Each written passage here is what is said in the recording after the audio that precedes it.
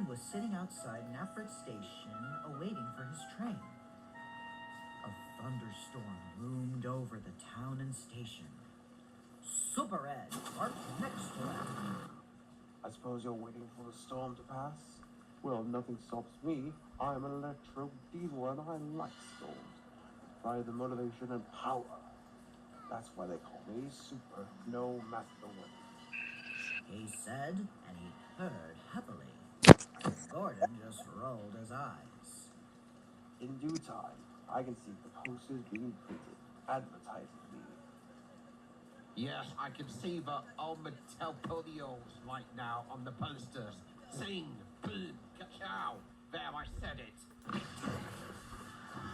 Just then, a bolt of lightning struck Gordon's front bumper beam and ricocheted right onto Super Ed, seizing him up. His driver tried everything to make him move, but to no avail. Poor Super Ed was getting fried inside out. Equilibrium. Stay alive. Thick smoke emerged from his vents. It was so dense and black that no one could see a thing on the platform as it got engulfed.